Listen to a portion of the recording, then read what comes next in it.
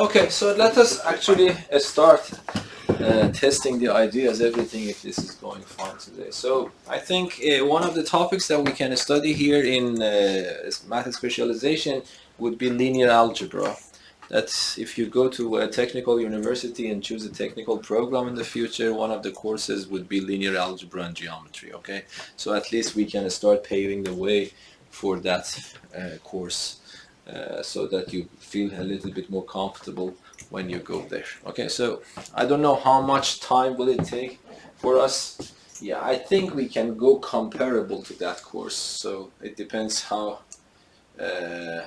much time we will have, because I want to try to at least have at least 2 different topics here in this course. So let us see how much we can delve into it, leaving some space for another topic to bring in. Okay, and then we can decide about that topic together, which part you want to do. For example, last time I started mathematical logic.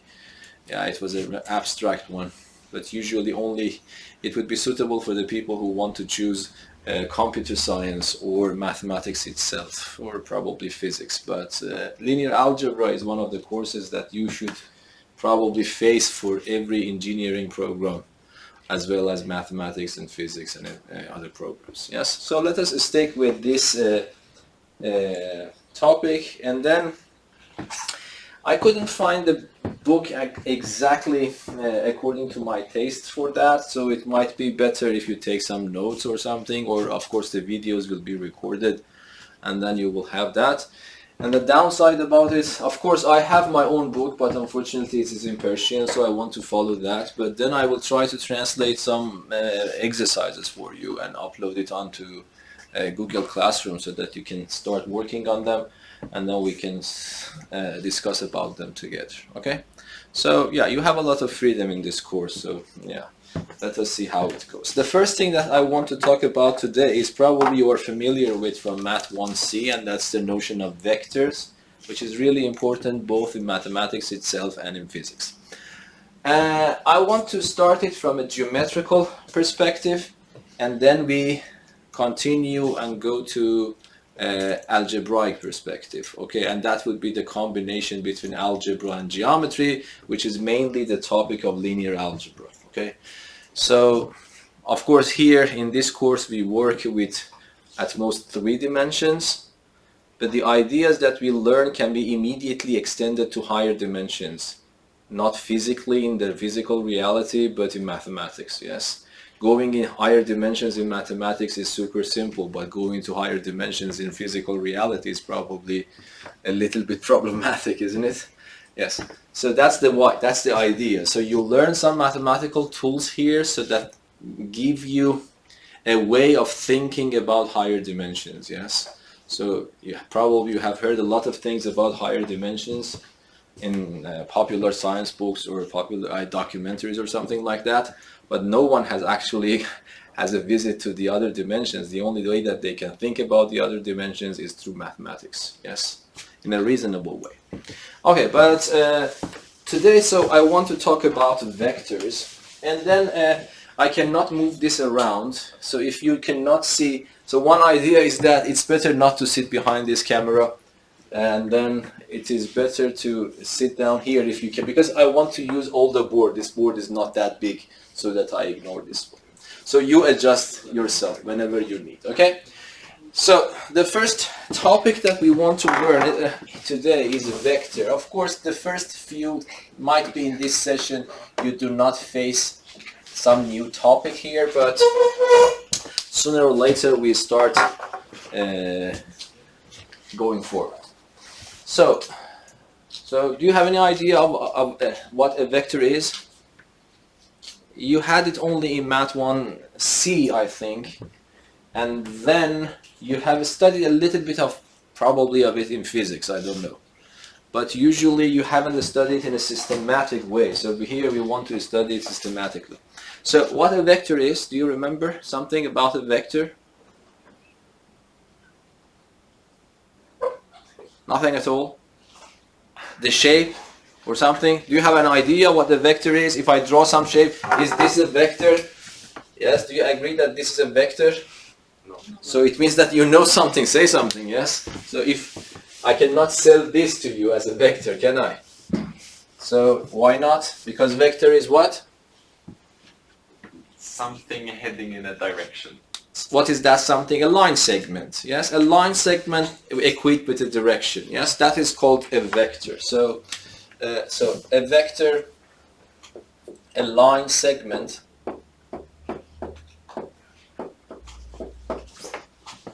equipped with a direction is called a vector. Of course, this is a elementary definition of a vector. The more advanced ones comes using linear transformations, but we do not want to go through that topic. So for the time being, for us it is enough. Any line segment, a line segment means that it doesn't go to infinity, so that's the difference between line and line segment. So when you say line segment, both parts are bounded. When I say a ray in geometry starts from a point and continues to infinity on one direction. And when you talk about a line, it means that it continues to infinity from both directions. So that's the difference. But here I have a line segment equipped with a direction, and to show and specify that direction, you put a tip of the arrow on some part. So if I put the tip of the arrow here, then this point, which I call it capital A, is called the initial point, and this point, which I call capital B, is called the final point of the vector. And if I want to denote it using mathematical symbols, I just put AB, and it is important and necessary to put that little arrow on top of AB. Okay? So that is called a vector. This is called vector AB. So initial point, final point. So the order in which you write these letters are actually very important. So if you write BA with the same, that would be a different vector. That would be a vector which starts from B and ends at A. So these two vectors, as we will see, are not the same. Yes, because we can differentiate between them. Yes, yes. So if I want you to show me vector BA, it starts from here. I need to put the tip of the arrow. If I want to somehow, this would be vector BA. Okay, but why do you think a vector might be interesting in the first place?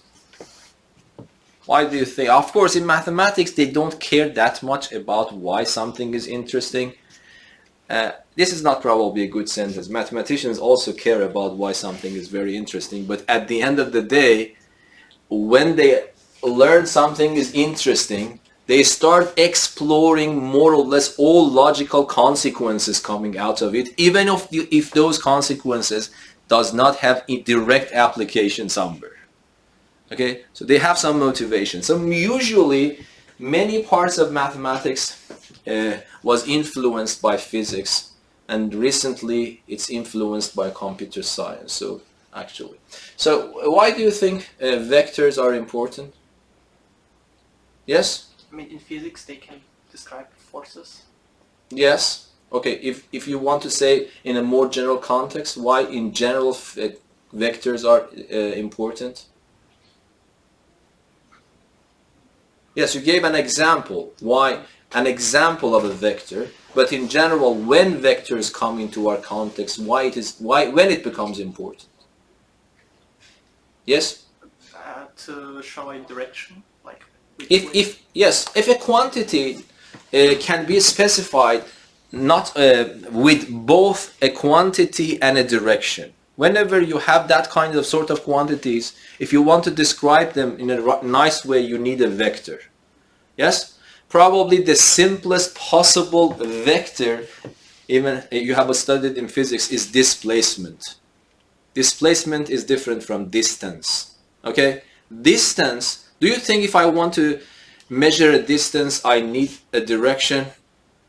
If I want to measure the distance from this tip of the desk to this tip of the desk, what you wait for me is to give you a number. For example, I measure this and I say that 2 meters, for example. That's it.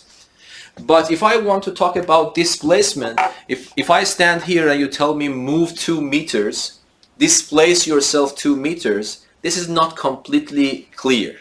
I might ask you, in which direction do you want me to move myself 2 meters? Because you know that the final point would be different respect to the direction that I choose. So displacement is not clear if you just give me the magnitude.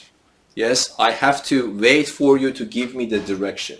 So magnitude is important. The direction is also important. So this quantity, displacement, is actually a vector quantity. In contrast, do you know what is the other quantity which only will be clear when the number is given? There is a terminology in physics for that as well, in mathematics the same. That's called a scalar quantity. Okay, so we have two quantities, vector quantities, scalar quantities. Scalar quantities are just those quantities, that can be specified fully by just giving me a number. Can you give an example, some examples? I think it would be better to give it from physics. Yes? Pressure. Pressure, yes, yeah. Pressure is defined by the force, but that's good to know that pressure doesn't have any directions, yes. Simpler than that, probably what is the best example probably is the distance, but after the distance, can you tell me? Yeah, give me examples, yes. Try, because today we want, this is a warm-up, yeah. Yes? Temperature. Temperature, yes. I just give you the number for the temperature. I don't say that this is 2 degrees above 0 in this direction. No, that's just 2. Another one.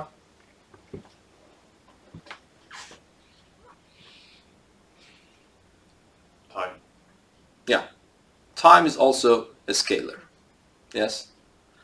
And then mass, electric charge. All of these are actually scalars. But can you give me some vectors? Vector quantities.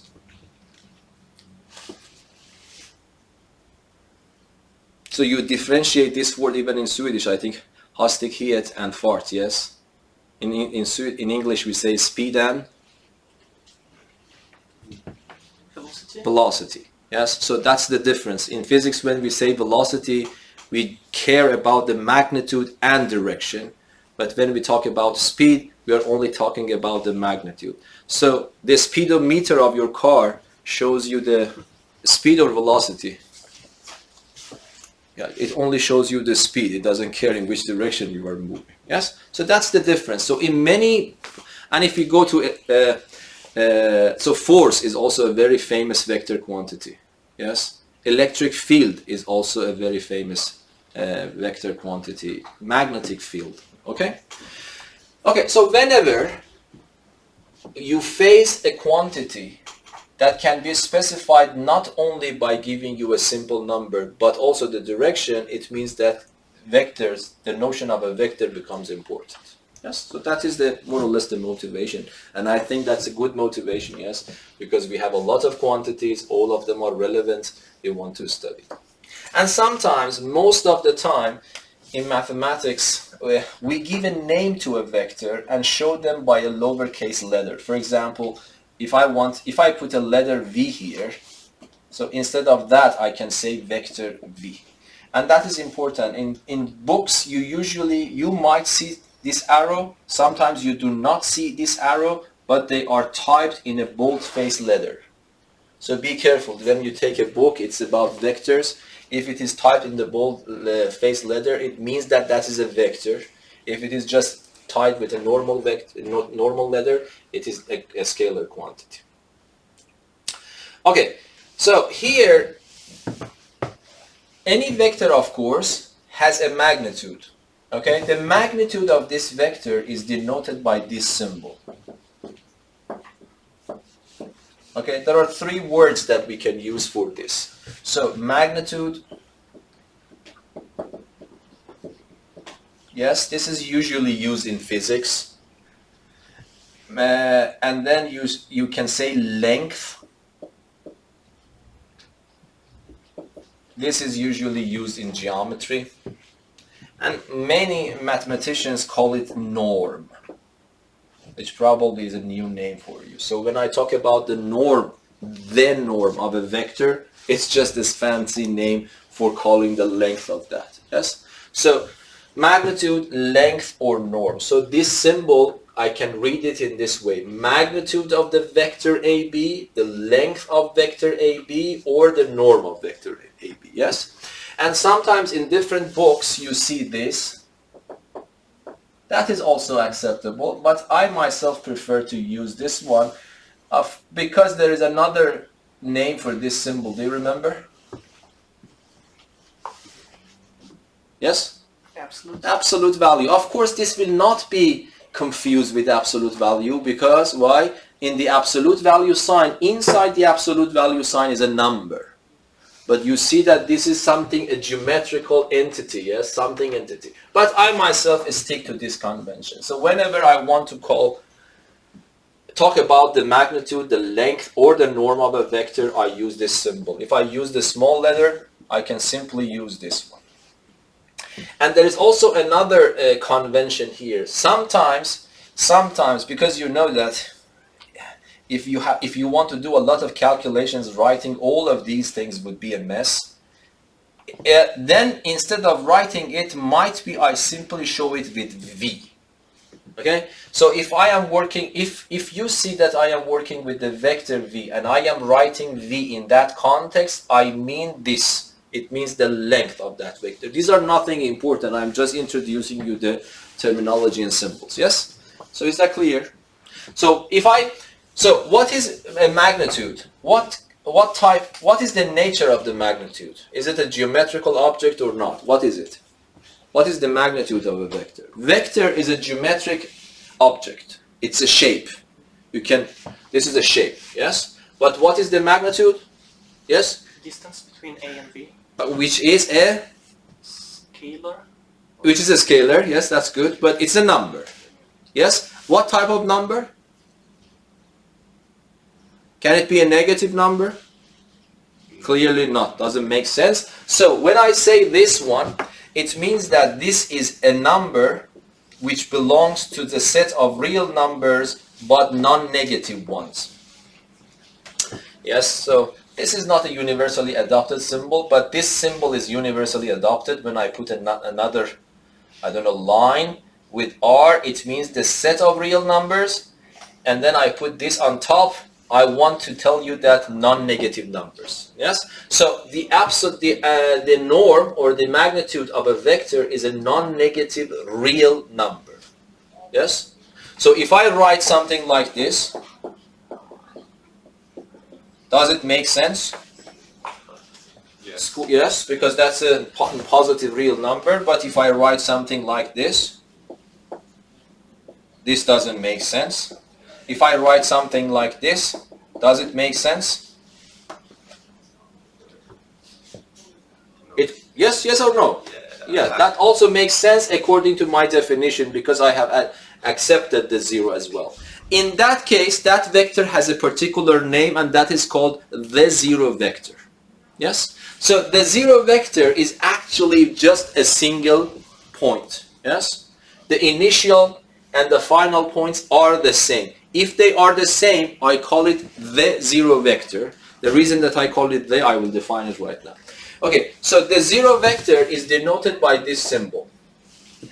So it is important to put an arrow on top of that, because if you do not put on top of that, this is number 0, but this is the vector 0.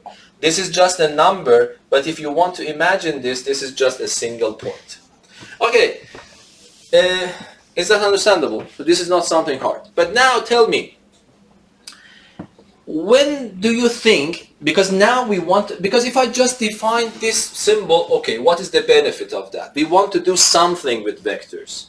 Yes, for example, in physics, you push this chair from this side, I push that chair from that side, we want to see what happens for this poor chair, yes? So what does it mean? It means that we need to come up with the idea how combine two forces to see what is the resultant force. So somehow combination here, we call it addition. But this is completely different from normal addition. The addition that you learn in primary school is the addition between two numbers, yes? But now we want to say that, okay, I have an arrow from this direction, you have an arrow from that direction. I want to add them. I want to combine them. We can combine them in a lot of ways. Okay? Add them, subtract them, and we'll still learn this year, multiply them. Multiplication would be in 3 different ways. Okay? So we want to learn about these things, and all of them are actually important. Okay, so here we have this vector. Okay, tell me, I want to define. Now, based on your feeling, intuition, when do you think we call 2 vectors equal? Yes, for example, you don't have any doubt. Is this equality true or false? 2 is equal to 2, true. Is 2 equals to square root of 4 true or false? It's true. It's true, yes? So you know that these are not identical because you can see the difference, yes? But they are equal. Now I want to do the same thing with vectors. Of course, if I put a vector here, if I take another vector and exactly put it on top of that, okay, they are identical. But now I have one vector on this side of the board, another vector on this side of the board. I want to see if they are equal or not. Yes? If they have the same magnitude and the same direction. The same direction, yes? So that's completely correct. So if I have 2 vectors, one vector here, yeah, this is a little bit hard to teach with bare hands, yes, but so here, for example, you have this vector, and if I have this vector here, if I can remember that, so if this vector is AB and this vector is CD, of course you understand what I mean. I am trying to draw them parallel. I am trying to draw them with the same length, and of course then I have put the tip of the arrow on the same direction. So these 2 vectors are considered to be the same. So it's very important. Equality between scalars is just one piece of information. It gives you one piece of information. This number is equal to that, that's the end of the story. But if I have equality between 2 vectors, it is giving you more pieces of information, yes? It is giving you something about the magnitude. It's telling you something about the directions. I don't know along which line. I don't know. In Persian we have a definite word for that, but I don't see any word in English for that. You know, do you understand what I mean? So along which line they are lying, yes? I haven't seen any words for that, but anyway. So these 2, because when I say direction, I can have 2 different.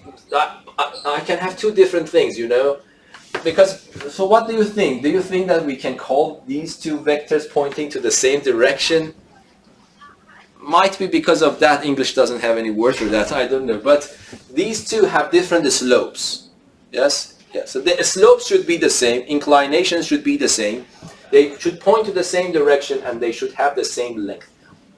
After all these conditions are met, then I can say that the vector AB is equal to vector CD. For example, let us go back here. Is vector AB equal to vector BA? Let us check them. Do they have the same length? Yes. They have the same length. Are they parallel? From now on, if 2 lines lie on top of each other, let us call them parallel. Yes? This is, I will call parallel. Parallel means that, like this. By the way, are these parallel?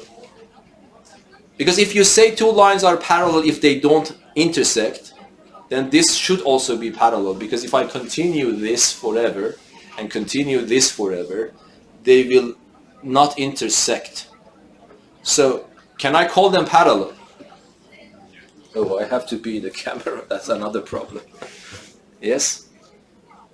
They are not called parallel. They are called skew parallel. Okay?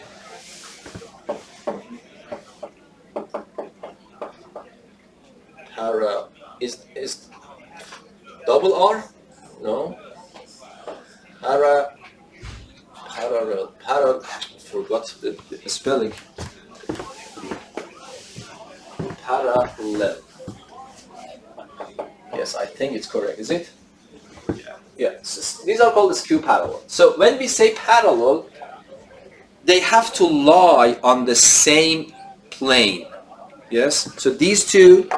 Here you see these 2 lines are parallel because they not only do not intersect, but they lie on the same plane, which is the plane of this. But if I do one of them like this, they will not intersect. If I continue this line and continue, they will never intersect, but they are not on the same plane. So they are not parallel, they are called skew parallel. Yes? So this you need to understand. Okay, so these vector AB and vector BA are not equal, even though they have the same length and they are parallel. Why they are not equal? Because one of them is pointing, for example, to this side and the other one is pointing to the other side. So they are not equal. Okay? Okay, so that is very important when you talk about the vector. So which one do you think is correct? If I say that vector A is equal to vector B, this would then imply that the magnitude of A is equal to the magnitude of B. And I have another one. If the magnitude of two vectors are equal, can I conclude that the vectors are equal? Which one is true, which one is false? The first one is true, the second one is false. The first one is true, the second one is definitely false. So be careful. So this is false, this is true, and this is false. Okay. Now can you tell me what can I write instead of this? If I have a point, any point, you don't know where the point A is, but I say a vector. What can I write in front of it? If I want to write something, yes? You can call it a zero vector. No, the zero vector. Okay. Because, by the way, if someone asks you what is the direction of the zero vector, remember, it's not defined. So the only vector whose direction is not defined is the zero vector. Yes? So remember from now on, I really don't know where A is located. I don't care. But as soon as I see that these two, the final and initial points are the same, this is exactly equal to the zero vector. So if I ask you what is, I don't know, xx vector, what you write in front? The zero vector. Okay. Do you agree with this one?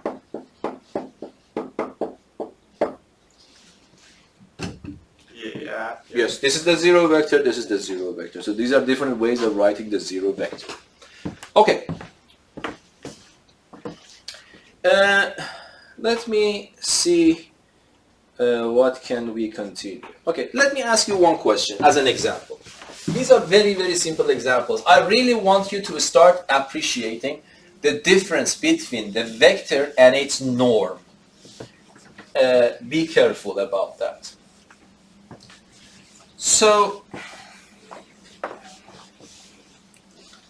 the question is like this. Example. If AB vector is equal to CD, vector CD, what can be said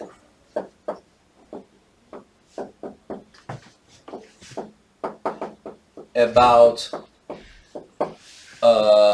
AC, vector AC and BD?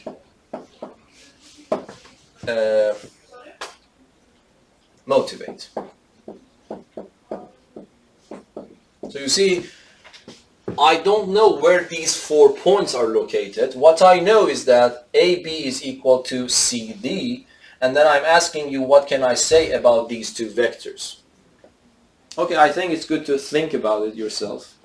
And I also want to check the pausing option here. Recording? Yes. Do you have any idea? What can we say about this? Yes? I mean, it's more of an intuition. Yes, But, no problems. Yes. If you... No, first tell me what you want to say and then motivate. Okay, they should be parallel. More than that. They should be equal. They should be equal. Yes. Um, Okay, so let us motivate. So when you say AB is equal to CD, I don't know where the points A, B, C, and D are located, but clearly, for example, if I choose one point as E and this point as B, it's clear that if this is C, this cannot be D here. Yes? Because in that case, AB would be this vector, CD would be this vector, they are not equal. But I have to respect that they have to be equal, so I don't know the all the scenarios, but it is completely clear. One possibility is that I have AB here and CD, for example, here, in a way that AB is equal to CD. It means that from this equality, I understand that these two line segments have equal lengths, and then they are parallel, and of course they are pointing to the same direction. Okay, at least I am pretending that I am drawing a good figure. So that's what I say. Yes, this is one possibility. Now I want to talk about the other vectors. So vector AC is this vector, and this vector BD is this vector. Now I want to find the relation between these blue ones. Okay, so it is clear what type of quadrilateral is this. A parallelogram. Yes, parallelogram, yes. So that's a parallelogram. Why is that, by the way? This is a, if you're interested in geometry, this is it obvious that this should be a parallelogram? Of course, we feel it, it's a parallelogram, but feeling is different from proving. Yes, it's a good question. Why this is a parallelogram, by the way? Let us assume that this is a really it's parallelogram. Then we are done, agree? Because if this is parallelogram, what does it mean? It means the blue ones are also parallel. They are of the same length. And of course, I have put the tip of the arrow intentionally on the same side, yes? So it means that, yes, we are done. AC is also equal to BD, and that's the end of the story. Of course, one possibility is that you might say, how do you know that this is the case? Might be A and B are here. Can you imagine another scenario?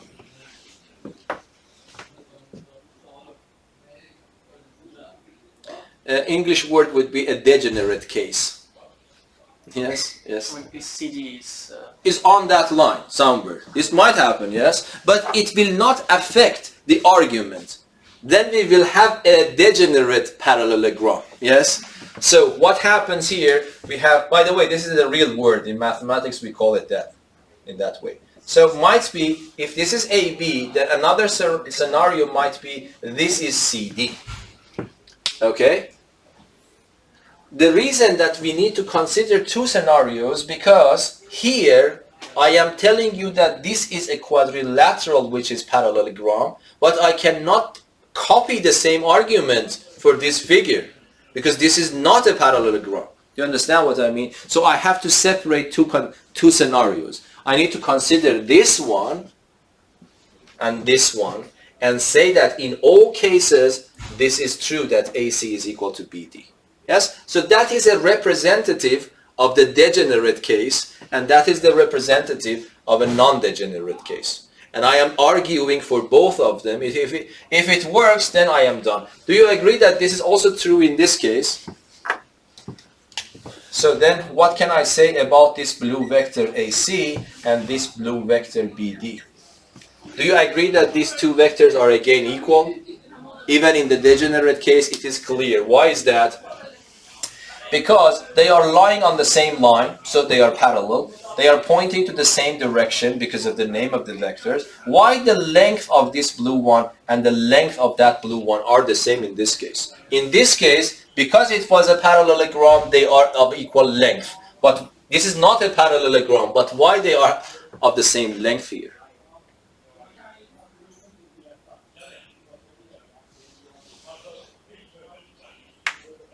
Why? I'm not sure I can word it right, but like the change between A and C is the same as between B and D because the vectors have the same length. Yes, exactly as simple as that. Yes, you are telling that from A to B, because from here to here, let me call it X. Yes? If I ask you what is the length from here to here, what do you say? It's X because they are equal, so they are of equal length. So if I call this part X, this length X, I can give the same name to this. Now, what is happening? This blue one is, and let me call this length Y. Okay? So this blue one has X minus Y as its length. And this blue one again has X minus Y as its length. So they are equal of the same. But the argument behind this is different from the argument behind this, and these are the only possible cases that we can imagine. So yes, if you guarantee that these two vectors are equal, I can guarantee you that definitely these two vectors are equal. Is that clear? Okay. So can you tell me, by the way, if I write something like this, what do you write in front? 0. 0. But what is the difference? This is a number, this is a vector. Yes? Be careful about it. Okay, and now another thing, let us consider. So after introducing you the notion of a vector, the natural question is that when two vectors are equal, we address that question. Now you want to build up a new arithmetic on top of these concepts. Okay, so what would be your next step? Imagine, compare it with numbers, because exactly that was the same thing behind the brain of mathematicians. So after talking about the vector, after talking about equality of two vectors, if I want to set up a new arithmetic, algebra, what would be the next step? Yes? Addition. Before addition. Yeah, even before addition, because addition encounters two vectors. But there is an operation, even for numbers, that we can do it on one single number. It's not called operation, but some idea. So if I have 2 and 3, of course, if I want to add them, I have to have two numbers. What then? When they are not equal. Okay, if this is one of these is not satisfied, they are not equal. So when we define equality, automatically we define not equal. Yes? So, but what is the next step? Yeah, 2, and then we have a famous number related to 2 immediately. Yes? -2. So we want to define, because if you want to set up an algebra, you need to set up the minus of that number. Yes? So we want to give the same meaning to the vector. I want to define, if you give me a vector A, I want to tell you what do I mean by -a. I'm abusing the notation. Yes, when you take 2, I write -2. I am using, this is the abuse of notation, I am using the same symbol, but this is completely different. This negative sign is sitting next to a number. This negative sign is sitting next to an arrow. Okay, so it is not clear what do I mean unless I define it for you. But I want you to define it for me if it is going to be very natural. If you want to do it naturally, well, how do you think you will define it? Yes? The direction is opposite. Okay, don't be economic in explanation. The direction is opposite, but then the length, It's the same. the inclination are the same. So it means that inclinations and the length remain the same. What you do, you change the tip of the arrow from one side to the other side. And that is definition. There is no why for this. Yes, I am not saying this is a theorem. I am defining what do I mean by negative of a vector. Yeah, is that understandable? Okay, so negative of a vector is this.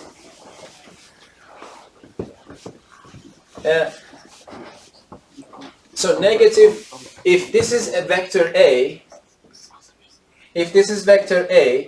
if I want to draw negative A, what can I do? One way is to start from here, draw a line parallel to this, yes, and take the same length here, yes, but the only thing that I can do is to put the tip of the arrow here, and this would be negative A. Yes? Okay, but what is the simplest way to represent negative A? If you are lazy and you are in a hurry, what's the best way to do it? Yes? You erase the arrow. Yeah, just erase the arrow and put it there. It's very important, by the way. Do you remember when I talked about, let me go back and then come back here again. What is very, very important to understand, there is no position, there is no location for a vector. So it's very, very important. So if I have a vector on this side of the board, and if I have another vector which is parallel and with equal length on that side of the board, they are not, if they are representing a force in physics, There is no difference. These two are the same forces. So there is no location associated with a vector. It's very, very important to understand. So sometimes some books say that when I talk about a vector, it is an infinitely many arrows all pointing to the same direction with the same length. It's not a good, it's good, but it is a little bit at more advanced level. When I talk about a vector, let us consider one single arrow. But this arrow, it doesn't matter if it starts and ends here, or if it starts and ends, I don't know, in my office with the same direction and with the same length. Yes? So that is the same thing. Okay?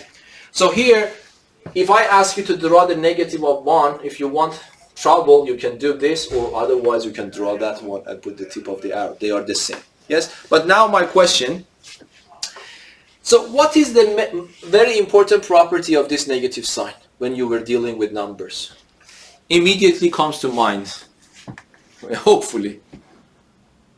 Yes? What is the important property of a negative sign? You always, of course, might be I am not asking the right question or in the right way, but for example, if I ask you, give me a property of this opposite number. Yes? I mean, combined with the positive number, it equals to 0. Yes, but here we cannot go further like that because we still don't know what's the combination. We haven't defined the combination. But there is another rule for this. So what happens here if I have minus 2? It becomes 2. But do you think the same algebra still works for this new concept? Do you think minus a vector is the same vector as itself? Yes. Yes. Do you agree? Because now, if I ask you, if this is A, I clean this, I put this one. Can you tell me what would be the name of this? Minus A. Now I clean this, I put again the vector here, so it becomes negative of this vector on the one hand. On the other hand, I end up with the same vector. So you see, the same algebra is revealing itself again. So it's good. Minus a vector is equal to the same vector, even though this minus and this minus are quite different concepts. So the first thing is good. So by the way, when you want to, it should be in the back of your head. If you want to construct a new mathematics, you can take a bulldozer and ruin everything, but that is not reasonable. You need to keep something similar to the previous mind setup and then try to deviate a little bit and explore the consequences. This is the way mathematics works, okay? Of course, you can destroy everything from scratch. Okay, yeah, but this is not probably very common. Okay, so we learned that the same algebra will work, but be careful. I want you to understand. If I ask you minus a vector, most of you would have said it's A. But I want you to understand, these are totally different concepts. Because this is minus 2 is 2, you cannot conclude minus a vector is a vector itself. I want you to understand this point. Yes? Is that clear? Okay, so now we have this step. Let us go to the next step. Now you are a mathematician, so you want to go one step forward. So what's the next step? So we introduced a concept, an entity in mathematics called a vector. So the first thing, we want to set up an algebra on these arrows. So the first thing comes to mind, when are these two arrows are the same? And then we talked about negative of that arrow. And now we want to talk about, yes? As Dylan said, addition.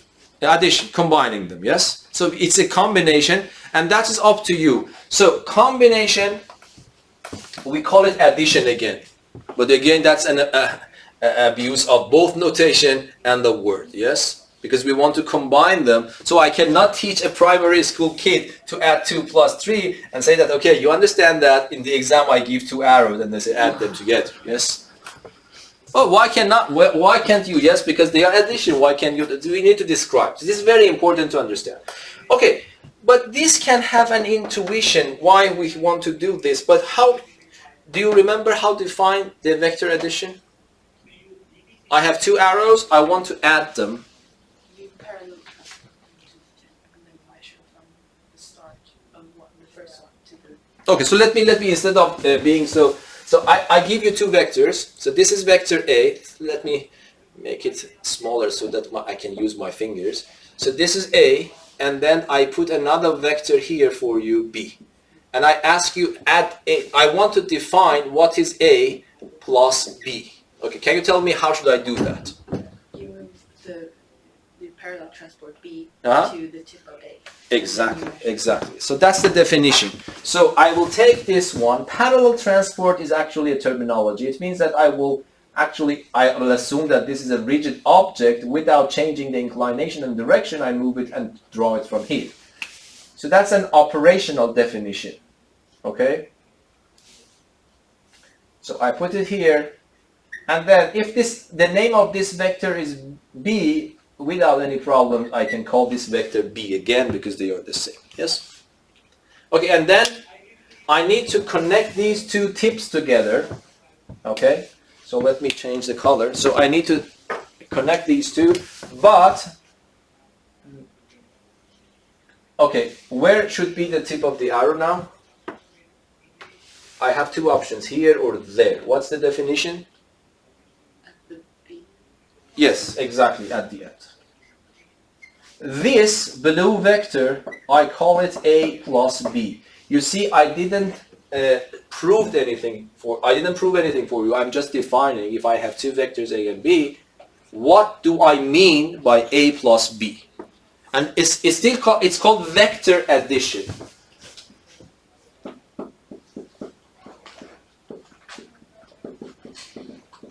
But at this stage, you need to be a little bit worried. Is this combination has a limitation or not? For example, what do I mean by that? When I define, I'm just talking to understand. If I talk about division, there is a small limitation there. Okay? What is the limitation in division? The denominator cannot be 0. Okay? Did we come up with the idea? No. We live with it. A divided by 0 is not defined from now forever. Okay? Okay, do you think that there is some kind of limitation here that we cannot define A plus B? This is important. When you want to define something, you need to be careful about this point. Do you think that there should be a limitation, or it is always possible? If I give you two vectors, do you think this operational definition is always possible or not? By this I mean, imagine different vectors, different magnitudes, different directions. Yes? Should be. Yeah, it is. Yeah, I don't think of course this is not a very good mathematical way, but I think it doesn't matter how I draw them, yes? For example, I can draw this one here. This is vector A. Let me draw another vector here. Do you think that the same operational way work here as well? Yes, because what was my goal? If I want to define A plus B, what should I do? I need to take this one, parallel transport it from where? I need to parallel transport it here. So this becomes this vector. So this orange vector is still vector B. And then what should I do? I need to connect these 2 points. And then put the tip of the arrow where? At the tip of the arrow for B. So I put the tip of the arrow for B here. And then what happens? It's A plus B is this vector. So it's not understandable. So you can imagine that this can happen. What do you think about this vector? Can I add this vector A to the 0 vector, or I have limitations? This is a little bit a degenerate case, yes? So I have a vector, I put one single point at the tip of that arrow and then connect the first point to the last point. What do I get? Yeah, the vector itself. And that's also good, because that's the same property as you expect for 0. Okay? So every vector plus the 0 vector is equal to itself. So you see that you are setting up a set of new rules related to your object. And that's good. So far, there is no deviation with the usual algebra of numbers. And that is good, because if we have a very big deviation, then we have to start memorizing everything all over again. Okay, so this is the addition. And another thing is that what is the length here? What is the length of this blue one? It's very important. It's a matter of confusion sometimes. So what is the length of this blue vector? Or how it relates itself to the length of the original vectors in general? By looking at these two pictures, for example, can you conclude something? Yes. For that case, you could use Pythagoras' theorem. No, there is no guarantee. You are thinking that this is 90 degrees. How do you know that this is not 89.9? Yes? Okay, then you can use trigonometry. No, first answer my question. What do you think would be the relation? Is there necessarily a relation? By the way, relation means anything that you can say, not exactly equality. Equality is also a relation, but a particular relation. It's a very binding one. So how the length of A plus B and the length of this one and that one are related, if there is any relation between them? For example, can I say that the length of the blue one is equal to the length of the black one plus the length of the orange one? No. Why? Do you remember? I think I talked about this in your lesson. That's a geometry. If I have a triangle, the sum of the sum of these two lengths is always greater than the length of the third one. Yes? So in principle, the length, so this is somehow, some people could get confused. So if you want to write this, can I write something like this? Do you understand what is the meaning of this symbol? This means that you first add and then measure the length. This means that you first measure the length of each of them and then add. Okay?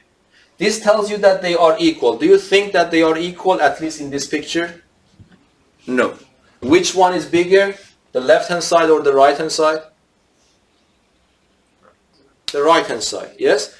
The sum of the length of these two is always greater than the length of the third one. Yes? And one thing, why I say that this abuse of notation, this is a symbol and this symbol. These two symbols are the same or not? No. They are not, yes? Because this symbol is the addition between two vectors, but what is this one? Which one is the ordinary one? The right-hand side. Why? Because what is this one? Is this a vector or not? It's a number. It's a number. And what that is? It's a number. I'm adding two numbers, so that's the normal addition. But is this addition normal? No. So that these relations are very important when you want to construct a new theory in mathematics. Yes? So this is not in general true. So what should I write here? I should write less than. Do you think it is possible to be equal? Or should I write this one strictly? In general. In this picture, definitely this is a strictly smaller. What about this one? It's clear that this one is also strictly smaller. But do you think it is possible to have these two equal? Yes? The zero vector? One of them is the zero vector. But better than that. Do you think that except this one, can I have another situation that the left-hand side is equal exactly to the right-hand side?